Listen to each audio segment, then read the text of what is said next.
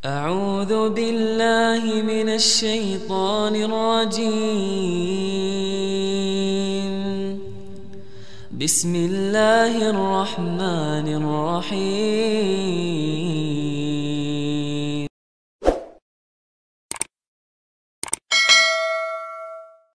Bagaimana penjelasan beberapa ulama yang membagi bid'ah menjadi 2 macam atau 5 macam? Ya ini juga karena mereka tidak memahami antara bid'ah dengan masalah mursalah. Loh, apa Ustaz lebih paham daripada ulama? Bukan, yang kita itu juga ulama juga lebih alim dari mereka. Rasulullah SAW, Rasulullah bilang kullu bid'atin dolalah. Berapa kali ngomong gitu? Balik. Masa Rasulullah nggak ngecualikan sekali aja Rasulullah bu antum bilang toh ilah bid'ah hasanah gitulah sekali aja. Nggak pernah ada hadisnya ya. Saya cari-cari nggak ketemu tuh hadisnya. Lah monggo yang bisa mengatakan ada bid'ah hasanah mana dalilnya mana? Paling kan contohnya nanti itu ilmu nahwu. Lah itu maslahat mursalah bukan bid'ah Mas. Anda salah paham. Ya. Jadi karena nggak bisa bedakan antara maslahat mursalah dengan bid'ah akhirnya gagal paham. Loh ada dalilnya. Paling kan hadisnya Umar atau nikmatil bid'atu hadil. Oh, kita sudah paham semua, tenang. Ahlus sunnah itu paham semua ya gitu. Itu syubhat sudah lama, udah usang, udah lapuk gitu. Ya. Antum kok guyung-guyung kenapa? Belum pernah dengar syubhat ini? Mau tahu jawabannya? Lama loh. Hah? Pertama, masalah yang dibahas apa sih? Salat raweh tok. Salat raweh dianggap bid'ah sama Umar. Antum enggak kenal Umar kalau gitu. Salat raweh berjamaah di bulan Ramadan. Yang namanya tarawih bulan Ramadan lah. Tayyib, bid'ah itu. Bid'ah.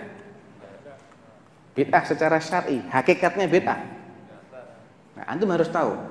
Bid'ah itu ada pengertian bid'ah lughawiyah, ada pengertian bid'ah syar'iyah. Yang dikatakan oleh Nabi kullu bid'atin dolalah itu bid'ah lughawiyah kah? Bukan. Karena secara bahasa bid'ah itu ma uhditsa min ghairi mithalin sabiq. Setiap perkara yang diada-adakan tidak ada contohnya terlebih dahulu itu namanya bid'ah secara bahasa. Ya. Nabi mengatakan apa? Ma kuntu bid'an minar rusul. Nabi disuruh bilang gitu oleh Allah dalam Al-Quran. Wahai katakan wahai Rasul, aku ini bukan Rasul yang pertama kali. Ma kuntu bid'an minar rusul. Aku ini bukan Rasul yang pertama kali diutus. Sudah ada sebelumku Rasul. Nah, Allah menamai diri dengan badi'us samawati wal ardh. Allah lah yang pertama kali menciptakan langit-langit dan bumi yang sebelumnya tidak pernah ada. Langit-langit dan bumi adalah bid'ahnya Allah. Maksudnya apa? Kreasinya Allah tanpa pernah ada contoh sebelumnya. Secara bahasa iya. Tapi secara istilah bid'ah itu hanya berkaitan dengan din. Tidak ditemukan di masa Nabi. Ya. Metode, thoriqah, tata cara fiddin dalam agama mukhtara'ah yang diada-adakan tudhahis syariah. Ini katanya Imam Asy-Syatibi. Yang mirip dengan syariat. Ada kemiripan memang dengan syariat tapi dia direkayasa dan dia kaitannya dengan din. Yuqsadu bis-suluki 'alaiha al-mubalaghah fit ta'abbud. Maksud dari orang yang merekayasanya ini adalah untuk menambah ibadah. Antum lihat orang yang terjerumus dalam bid'ah itu biasanya mereka ingin melipat gandakan ibadah mereka, ingin menambah ibadah mereka biasanya. Kalau bid'ahnya terkait dengan bid'ah amaliyah, ada juga bid'ah i'tiqadiyah, lain lagi. Ya. Baik. Salat tarawih berjamaah pernah nggak dilakukan oleh Nabi? Pernah. Yang nggak ngerti berarti antum nggak ngerti sunnah. Jelas hadisnya Nabi fi sahihain, Nabi sholat sampai 3 kali berturut-turut. Malam keempat atau malam keberapa sahabat sudah ngumpul di Masjid Nabawi, Nabi nggak keluar-keluar. Nabi tahu, ana tahu antum ini nunggu-nunggu ana keluar, kepengen sholat malam tuh ana tahu. Yang menghalangi saya adalah saya takut nanti Allah wajibkan tarawih berjamaah, antum yang berat. Nabi sudah meninggal. Ada kekhawatiran tarawih jadi wajib? Ada enggak? Nggak ada. Umar melihat ini kok semrawut ya di Masjid Nabawi. Mau ada yang sholat di sana, sholat di sini. Semrawut lah, berantakan. Ahsan anak kumpulin deh satu jamaah. Diangkatlah Ubay untuk ngimami. Malam berikutnya Umar lewat, wah ini sholat sekarang berjamaah. Ni'matil bid'atu hadhihi. Mungkinkah Umar menganggap ini bid'ah dalam din? Tidak mungkin. Umar tuh paham bid'ah itu apa. Tidak kayak kita orang nggak paham bid'ah. Umar tuh paham bid'ah itu apa, paham. Dia dengar hadits Nabi kullu bid'atin dhalalah. Tidak mungkin orang soleh setakwa Umar sengaja melawan sabda Nabi. Tidak ya Rasulullah, bid'ah yang anak buat lebih zen daripada ente punya. Tidak mungkin Umar ngomong kayak gitu. Ini pasti bukan bid'ah secara istilah, bid'ah secara bahasa, dan itu pun nisbi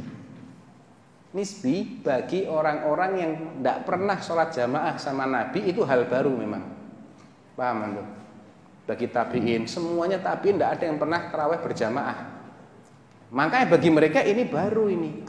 Dan Umar tuh ngomong gitu di depannya tabi'in, bukan di depan sahabat-sahabat Nabi. Ni'matil bid'atu hadhihi, ya. Baik. Ada yang bilang, kan Imam Syafi'i bilang al-bid'atu bid'atan. Bid'atun mahmudah wa bid'atun madmumah. Sebentar. Itu yang bilang siapa? Imam Syafi'i. Dalil? Bukan. Nah, itu sudah selesai. Kalaupun itu benar, kalam Imam Syafi'i itu benar, ya, itu bukan dalil kok dalam agama. Dalil itu kitabullah dan sunnah Rasulullah. Kalau ucapannya Umar, ya, kalaupun ucapan Umar mau antum paksa-paksain, Umar itu orang yang Nabi bilang apa? Alaikum bisunnati wa sunnatil khulafa. Dia termasuk khulafa enggak? Ada yang protes ketika Umar membuat tarawih berjamaah? Ada yang protes? Enggak ada. Berarti ijma. Ijma itu dalil syar'i, hujjah.